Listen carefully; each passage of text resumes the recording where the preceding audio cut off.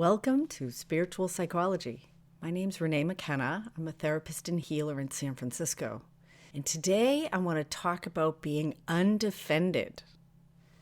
And I'm going to start with a quote from one of my favorite books, and it's actually called The Undefended Self. It's by Susan Thesenga, and it's based on a work very similar to the spiritual psychology work that I do called the path work. Susan says, within every human heart lives a place where we long for union. This place is the undefended self.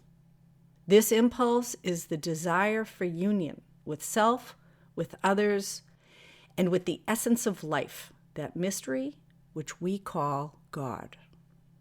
Opening to the path work was part of my beginning to become an undefended person.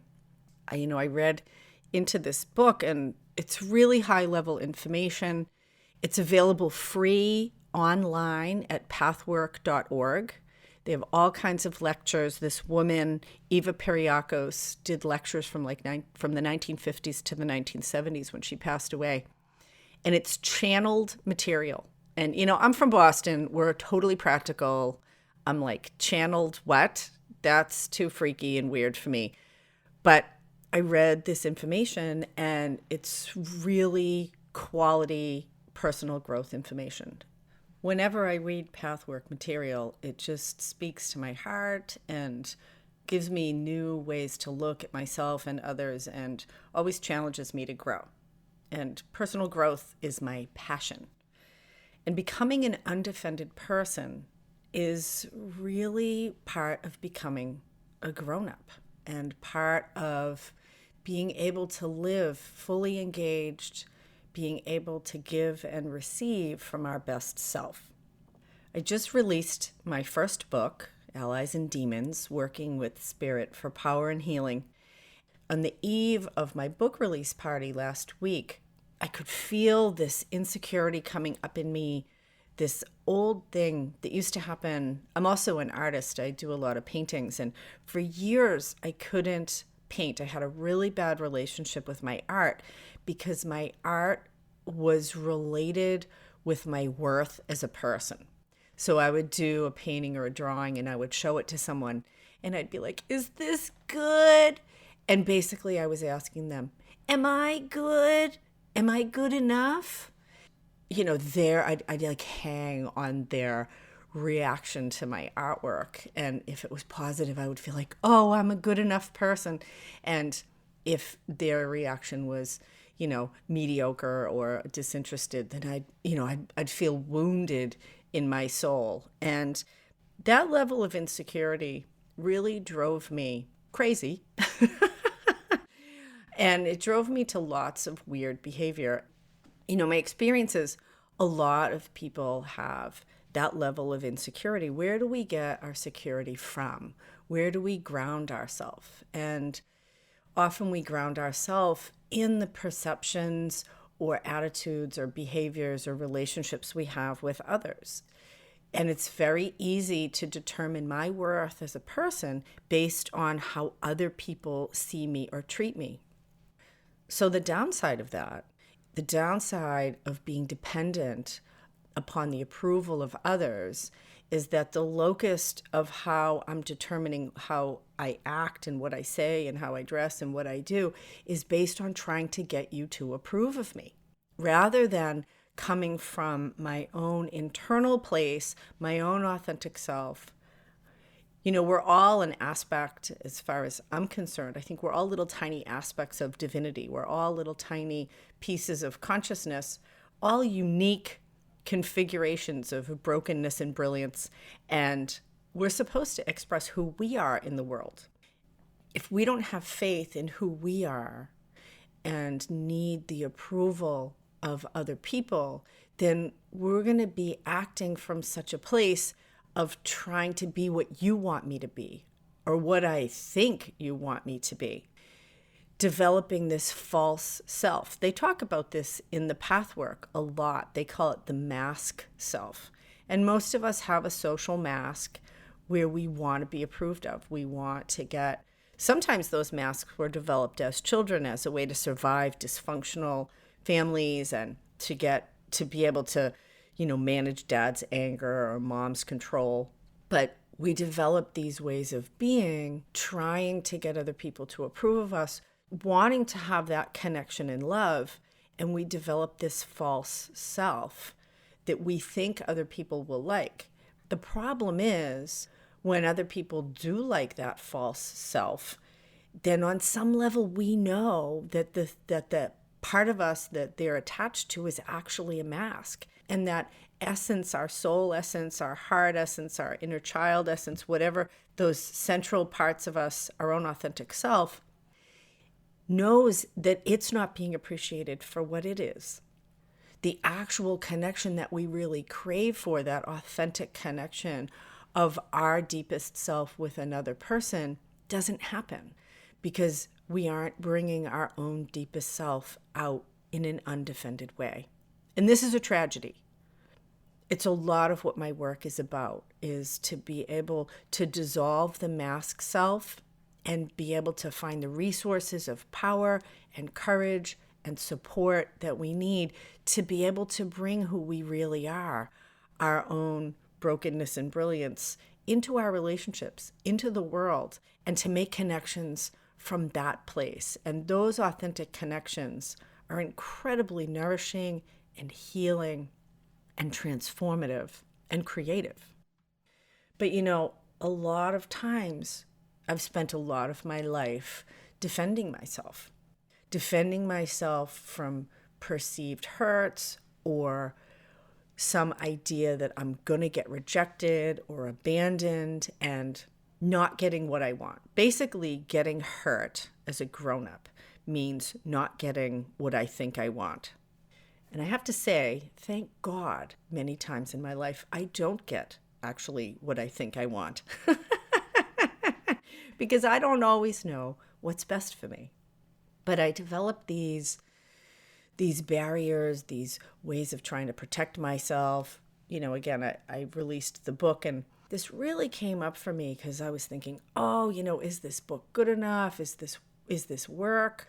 The work is sacred work. I have no question about the depth and efficiency, effectiveness, the power of this work.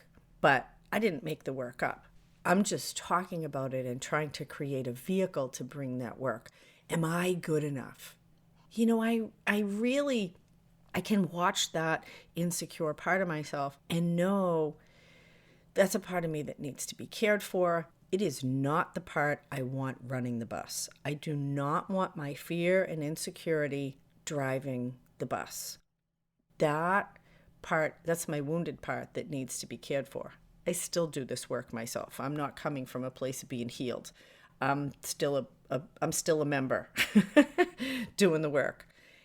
What I realized, it got very clear to me, was that attitude of what can I bring rather than what can I get is the optimal place to come from when I'm really approaching anything in life. When I'm asking, what can I give to the situation? Then I'm actually tapping into my authentic self. I'm tapping into spirit. I'm tapping into the life force to move through me in whatever way, whatever my particular flavor is I bring to the world, and trying to bring my best self to it. When I'm asking, what can I get, or afraid of what I'm going to lose, the energy turns around and I become like a bottomless pit. There's never enough. When I'm asking, am I okay? Am I good enough? There's actually never enough affirmation. There's never enough positive influence. No one can love me, think I'm beautiful, think I'm fabulous enough to actually fill that place. It's like a black hole. The solution is to actually flip that around and to ask, what can I give? And when I do that, I really can feel my own fullness. And maybe I need to gather other resources to be able to be in that place. Those resources actually connect me with other people. Writing this book has been incredibly instructive in this process. I'm still in a huge learning curve. Almost everything I'm doing right now is outside my comfort zone in one way or another. I'm taking voice narration lessons to try to learn how to do my audiobook. I'm learning this Infusionsoft software, which is like a email, how to send everything out digitally, which is a whole thing. I'm trying to learn how to do Facebook ads and all this crazy stuff I don't know anything about. And I need so much help. And there are so many brilliant, generous, loving, amazing people out there. I don't need to be on my own. And isolation, I think, is really the source of so much suffering. Feeling disconnected, not having that deep union that Susan Thesenga talked about in the Undefended Self quote, that we seek that union. And can I trust that exactly where I am, exactly how I am right now, is perfect, and that the needs that I have and the aspirations that I have and the suffering I have and the joy that I have, that all those can work together if I can be open and honest about those, ask for what I need, and be open to receive. Most of us are much better at giving than we are at receiving. And life is breathing in and breathing out. And if I'm only giving, if I'm only trying to be perfect and trying to look like I'm adequate and got it all wrapped up, then I'm only breathing out. I'm only putting things out. And if I have no needs, then there's no breathing in. There's no receiving. And if I don't breathe in, I'm actually going to suffocate. And I think we do suffocate. We suffocate spiritually. We suffocate relationally. We suffocate socially. We're so materially, we live like kings. We live better than kings and queens did for hundreds of years, just in all the affluence and material prosperity that we have. But spiritually, emotionally, socially, we're deprived. We're often living in a desert. We don't know how to take in the connection and the vulnerability, the love, the joy, the fulfillment, the authentic connection that we really, really crave. You know, we live, speaking of kings and queens, we live often in castles, very defended. We have everything all together. Thank you very much. We have our walls up and the moat is protecting us so that no one gets in to hurt us. The problem with castle walls is that they can also become prisons, and they can keep us from being able to actually leave our fortress and make the real connections that we want. And so I found this other quote by Max Lerner. He's a columnist and author from the 1900s. The turning point in the process of growing up is when you discover the core of your strength within you that survives all hurt. And you know, as I was contemplating releasing this book and kind of stepping out into the world in a new, undefended way, because I really want to be undefended, I really want to drop all that old stuff. There is almost nothing that could happen in my life that I can't survive. Even the death of my children. I have watched people walk through the death of their children. There's very little that could happen to me that hasn't already happened twice. I've been divorced, I've filed bankruptcy, I've been homeless, I'm a recovering drug addict, I've been a criminal, I've had tremendous success too. And so what? What am I so afraid of? What are we so afraid of? That my feelings might get hurt? And I miss so many opportunities for authentic connection by not revealing who I truly am. And I have found that when I can vulnerably and authentically express myself and be open to the world, amazing things happen. You know, I really believe that we do create our reality. We create our reality with the 1,000 million choices we make and with our attitude. And when I have a fearful, closed, constricted attitude, the universe responds to me in the same way. And when I'm open and generous and loving, that comes back to me too. Now, it's a funny thing. Is it actually the universe coming back to me in a different way, or is it the lens through which I view reality? Because, we all wear glasses based on our internal perspectives and usually our past experience. We all have a lens through which we see the world that things get filtered in. And it reminds me of, I was at a workshop one time, and there was a woman there, and she had some mental health issues, and I think she hadn't taken her meds for a few days. And and we had an opportunity to share. And so she was sharing, and she didn't really have a good sense of social cues, and she shared too long, basically. She was taking up time that could have been for other people. And the person leading the group very gently said to her, "Listen, thank you so much for sharing, but I need you to wrap up so that we can give other people a time to share." And the woman had been sharing quite deeply about her suffering and actually feeling like she wasn't getting her needs met. And she completely imploded. She actually put her fingers in her ears and started to kind of moan to herself and rocked back and forth for the rest of the half an hour that we were in the group. So she absolutely blocked out anything that anyone was saying. She totally imploded and took this person cutting her off as like an attack. The tragedy of that, this was so powerful for me, was that every person in the group, because her share had been really heartfelt, every person in the group actually shared to her, shared about how much they identified and how much they really wanted her to be well, and gave her different advice and identification. And there were all these beautiful outreachings to this woman.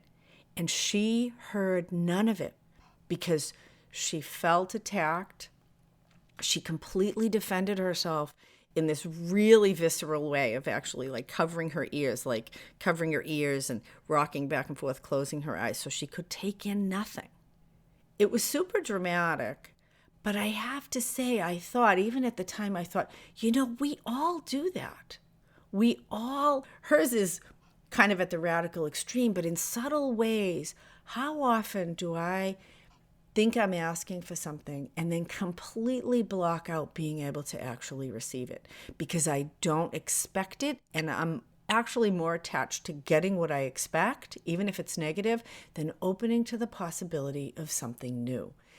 It stuck with me. That was probably 20 years ago. It really stuck with me that I know I'm that woman in my own very subtle way, that I close my ears and I close my eyes to all that life is bringing to me. And I want to be done with that. How do I stay undefended? How do I stay open and vulnerable and just let myself, I'll have my feelings. I might get what I want. I might not get what I want. But I have found I always get what I really need. If I can be with it deeply, I always get what I really need.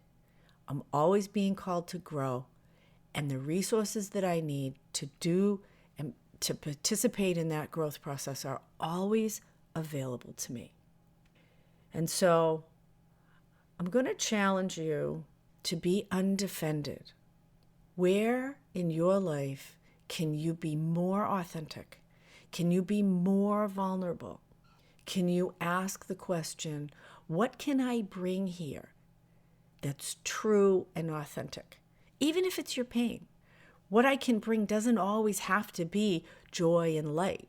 It may be my pain. It may be my suffering. It may be my difficulties. To share those honestly and openly with another and make space for them to do the same. 2020 for me is a year of being undefended. And I'd love to hear how being undefended benefits you in your life today.